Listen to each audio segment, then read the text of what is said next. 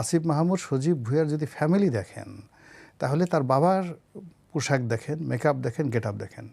আপনি যদি নাহিদকে আমরা ওভার রেটিং করেছি, কিন্তু নাহিদের বাবাকে যদি আপনি মূল্যায়ন করতে যান, আপনি গিয়ে দেখবেন সে গরুর হাটে রিজার্ভ নেওয়ার জন্য দৌড়াচ্ছে এবং নাহিদ ক্ষমতা আসার সঙ্গে সঙ্গে তার বাবার ওজন দ্বিগুণ হয়ে গেছে, বিশাল পেট হয়ে গেছে। রাজনীতিবিদ বা ক্ষমতাধরের পালানোর মধ্যে অনেক ডিফারেন্স। এই নাহিদ, সার্জিস, তারপরে হাসনাত, ওনাদের তো আসলে একটা বিরাট অবদান আছে এবং আলটিমেটলি অনেকে পালাতে পারলেও তারা পালাতে পারবেন না। এমন লুঙ্গি পরিয়ে দিল, দেখে মনে হলো যেন দুজনের একসাথে সুন্নতে খতনা ছোটোকালে করালে যা হয় না, আগামীতে দেখবেন যে সালমান এফ রহমানের সঙ্গে যা করা হয়েছে তার চেয়ে বেশি করা হবে। এনসিপির যারা নেতৃবৃন্দ তারা চিন্তা করবে, যেখানে স্বয়ং ডক্টর মোহাম্মদ ইউনূস তার গ্রামীণ ফোন সুযোগ নিচ্ছে, আমরা কেন একটা টেলিভিশনের লাইসেন্স নিতে পারবো না? ডক্টর মোহাম্মদ ইউনূস আপনি পোশাক আশাক দেখে মনে হয় যেন মানে একটা 200 টাকার পাঞ্জাবি পরেন, পাজামা পরেন। দর্শক স্বাগত কালের কণ্ঠের বিশেষ সাক্ষাৎকারে। আজ আমাদের সাথে আলোচনা অংশ নিতে স্টুডিওতে উপস্থিত আছেন লেখক ও রাজনৈতিক বিশ্লেষক গোলাম মাওলা রনি। আপনাকে স্বাগত কালের কণ্ঠের স্টুডিওতে। জনাব রনি, একটু জানতে চাই যে রাজনৈতিক বিষয়গুলো নিয়ে সাম্প্রতিক অনেক আলোচিত সমালোচিত বিভিন্ন ঘটনা আছে, যে এর মধ্যে একটি বিষয় হচ্ছে এনসিপির আহ্বায়ক নাহিদ ইসলাম। তিনি বলেছেন যে কিছু উপদেষ্টা সেফ এক্সিট খুঁজছেন এবং তারা তাদের আখের গুছিয়ে ফেলেছেন।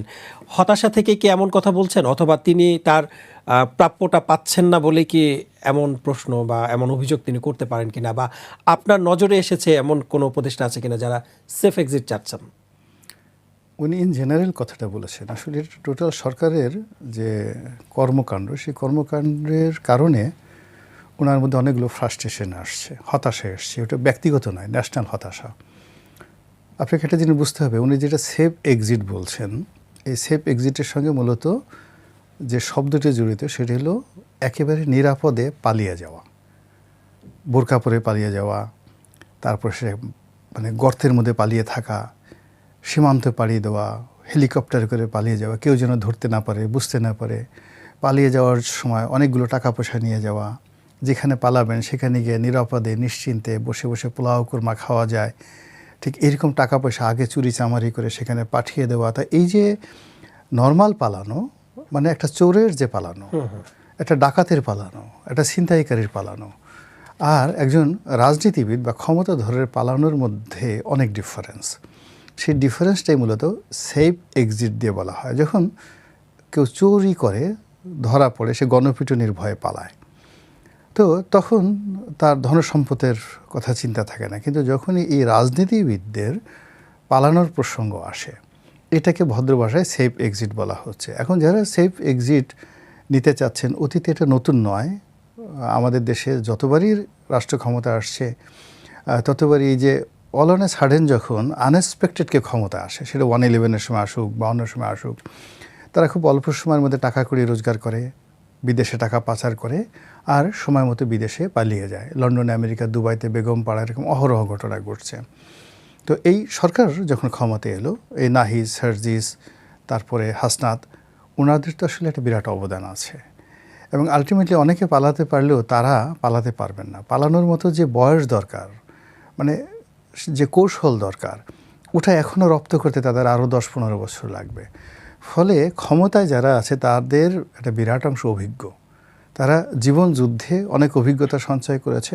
তো এদের মধ্যে যদি নাহিদ সাহেবের কথা মতো কেউ দুর্নীতিতে আকণ্ঠ নিমজ্জিত হয়ে থাকেন, মন্দ কাজে জড়িত হয়ে থাকেন এবং তার মধ্যে যদি গণপিটুনি খাওয়ার ভয় থাকে, সঙ্গতি কারণে তিনি পালাবেন। এবং এখানে সেফ এক্সিট বলতে অপর পক্ষের সাথে নেগোসিয়েশন সাধারণত এটা হয় না। যার বিরুদ্ধে দুর্নীতির অভিযোগ হয়ে গেছে এবং রাজনীতিটা এখন এমন যাকে বলা হয় সংঘাতপূর্ণ হয়ে গেছে। বোঝার চেষ্টা করুন, আওয়ামী লীগের বড় বড় নেতাদেরকে তাদেরকে ধরে পিটুনি দেওয়া হচ্ছে, হ্যান্ডকাপ পরা হচ্ছে, তাও আবার পিঠমোড়া করে বেঁধে। সালমান এফ রহমান সাহেবের মতো মানুষ, যেখানে বাংলাদেশে তার বাবা 1948-এ মিনিস্টার ছিলেন, তার মতো লোকরা ধরলো, দাড়িও কামালো, মোছও কামিয়ে দিল, এরপর তাকে পিঠমোড়া করে বাঁধলো, তাকে এবং আনিসুল হক দুজনকে, আইনমন্ত্রী একই অবস্থা করলো, করে দুজনের পরনে নতুন লুঙ্গি পরাই দিল। এমন লুঙ্গি পরিয়ে দিল দেখে মনে হলো যেন দুজনের একসাথে সুন্নতে খতনা ছোটোকালে করালে যাওয়া হয় না, মানে একসাথে 3-4 জন ছেলেকে সুন্নতে খতনা করায়, মুসলমানি করায়, এরপরে তাদেরকে নতুন লুঙ্গি পরায় দেয় এবং এদের দুজনকে দাড়ি মোছ কামানোর পরে এমনভাবে উপস্থাপনা করা হয়েছে মনে হয়েছে যেন তাদেরকে সুন্নতে খতনা করানো হয়েছে। তো এই যে একটা ট্রেন্ড চালু হলো, উদাহরণ চালু হলো, আপনার কি মনে হয় এটা কি থেমে থাকবে? কখনই থেমে থাকবে না। আগামীতে দেখবেন যে সালমান এফ রহমানের সঙ্গে যা করা হয়েছে তার চেয়ে বেশি করা হবে। একটু জানতে চাই যে এখানে বলা হচ্ছে যে বয়স্ক উপদেষ্টাদের এই উপদেষ্টা বানানো ভুল হয়েছে, এটা এমন অভিযোগ করেছেন রাশেদ খান, গণ অধিকার পরিষদের সাধারণ সম্পাদক। তিনি বলেছেন যে বয়স্ক উপদেষ্টাদের রাষ্ট্র পরিচালনা অনভিজ্ঞতা রাজনৈতিক জ্ঞান না থাকার কারণে গণ অভ্যুত্থান পরবর্তী সরকারের পাঠ হয়ে তারা কিছু করতে পারেননি। তারা তো এখন নাতিপুতিদের সাথে খেলার কথা ছিল, তাহলে তারা কেন মানে এই বয়সে আবার উপদেষ্টা হতে এলেন? কি প্রলোভনে বা তারা এমন প্রভাবিত হলেন? না, বয়স্কদের মধ্যে রাশেদেরই কথা আমি দ্বিমত পোষণ করি। আমার কাছে বরং মনে হচ্ছে যারা তুলনামূলকভাবে বয়স্ক তারা ভালো করছেন। মানে তুলনামূলক আপনি যদি রেজওয়ানের কথা চিন্তা করেন, আসিফ নজরুলের কথা চিন্তা করেন, আদিলুর রহমান শুভ্রের কথা চিন্তা করেন, সেই তুলনায় যদি আপনি ডক্টর ওয়াহিদুদ্দিন মাহমুদ কিংবা অর্থমন্ত্রী বা অর্থ উপদেষ্টা যিনি আছেন ডক্টর সালেহ, কিংবা ধরেন সিএস আবরার যিনি আছেন শিক্ষা উপদেষ্টা, এবং ফয়জুল কবির খান যিনি উপদেষ্টা আছেন এই যে এখন যোগাযোগ মন্ত্রণালয়ের, তো এদের তো কি বলবো আউটস্ট্যান্ডিং পারফরমেন্স। যে কোনো পলিটিক্যাল লোকদের সাথে এদের পারফরমেন্স বেটার। উনি এই যে আমি তো ফয়জুল কবির সাহেবকে দেখলাম যে রাজপথে যাচ্ছেন, সেই জ্যামের মধ্যে তিনি সেই হুন্ডাই করে চলে যাচ্ছেন। ফলে রাশেদ কী জন্য বলেছেন আই ডোন্ট নো। এখন কোনো বুড়া উপদেষ্টা রয়েছেন, আমি জানি না তার সাথে কার এরকম অবস্থা হয়েছে, কিন্তু আমার দৃষ্টিতে দেখছি যে বয়স্ক যারা আছেন অন অ্যাভারেজে তরুণদের চাইতে তারা ভালো করছেন, এবং বয়স্ক একজন লোকের বিরুদ্ধে দুর্নীতির অভিযোগ আসেনি। সবচেয়ে বড় ব্যাপার হলো, ঠিক আছে আপনি বলতে পারেন যেমন স্বরাষ্ট্র উপদেষ্টা, এখন হি is a good man, firstly he is good man. একটা ভঙ্গুর সবচেয়ে একটা মানে যাকে বলে এমন একটা মন্ত্রণালয় যে মন্ত্রণালয় ভেঙে চলে তছনছ হয়ে গেছে, সেই মন্ত্রণালয়ে একজন লোকে বসিয়ে দেওয়া হয়েছে একেবারে by heart and die heart. He is a good man. তার অনেক কথাবার্তা আপনার কাছে মনে হবে যে বাস্তবসম্মত নয়, কিন্তু এই ভদ্রলোক আসিফ মাহমুদ সজীব ভুঁইয়ার মতো দুর্নীতি করেছে এবং অন্য কোনো তার এপিএস স্বরাষ্ট্র মন্ত্রণালয়ের মন্ত্রী কোনো এপিএস পিএস কিংবা তার যারা মানে এই সচিব, তারপরে অন্যান্য যারা আছে তারা দুর্নীতির সাথে জড়িত হয়েছে, আমি তো ধরনের কথা কখনো শুনিনি।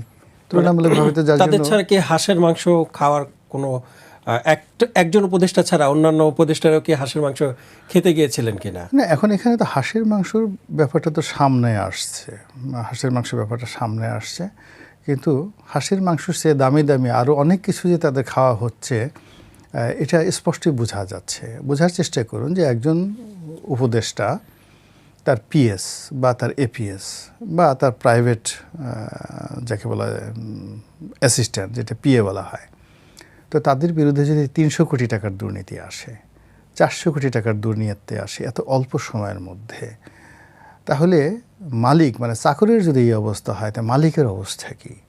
আর সবচেয়ে চিন্তা করবেন যে কোনো একটা বাসা, যে কোনো একটা অফিস আদালত, এটা বোঝা যায় যে ওই অফিসের মালিকটা কেমন আপনি বুঝতে পারবেন দারোয়ানটাকে দেখে। মালিকটাকে কেমন, তার সামনে যে পিএসটা বসে আছে, এপিএসটা বসে আছে, প্রাইভেট সেক্রেটারি, তাকে দেখলেই বুঝতে পারবেন। একটা মন্ত্রী তিনি বা উপদেষ্টা তিনি কেমন, তার পার্সোনাল স্টাফদের আচার আচরণ দেখলে কিন্তু বোঝা যায়। তো সেই দিক থেকে তরুণরা যারা এখানে আসছেন পুরো জাতিকে শুধু হতাশ করেনি। এই যে নাহিদদের মতো লোক, আপনি নাহিদের স্যাক্রিফাইসের কথা চিন্তা করেন, তিনিও তো একটা মন্ত্রী ছিলেন, তো একটা মন্ত্রিত্ব ছেড়ে দিয়ে তিনি রাজনীতি করতে এসেছেন। তো তার আশা কি ছিল যে মন্ত্রী সে তারও বড় কিছু হবেন, মানে প্রধানমন্ত্রী হওয়ার। হ্যাঁ, তো সেখানে তার প্রধানমন্ত্রী হওয়া তো দূরের কথা, এখন যে পরিস্থিতি তার জীবন নিয়ে টানাটানি, তার বক্তব্যটা হলো যে তারা তো সবাই পালাতে পারবে, আমি তো পালাতে পারবো না, আমার কোনো সেফ এক্সিট নেই। তো সেই কারণে সে কী করছে, সে তার মনের ভিতরে যে পুঞ্জীভূত ক্ষোভ, সেই ক্ষোভটাই সে প্রকাশ করে ফেলছে যে তার যারা সহকর্মী একসাথে আন্দোলন করেছেন তারা অন্যায় করছেন, দায় নিতে হচ্ছে তাকে, এবং তারা যাকে বসিয়েছেন এই যে সিনিয়র বলেন বুড়া বলেন, তাদের যে ব্যর্থতা, পাহাড় সম ব্যর্থতা, এই ব্যর্থতার দায়িত্ব তাকে পোহাতে হচ্ছে। তো যার জন্য এই কথাগুলো তার নিজের অজান্তে তিনি বলে ফেলছেন, এটা ক্ষোভ থেকে নয়, অনেকটা যাকে বলা হয় কখনো কখনো প্রকৃতি এমন কাজ করে আপনি হাঁটতে হাঁটতে চলতে ফিরতে মুখ ফসকে সত্য কথাটা বলে ফেলবে। সত্য কথা।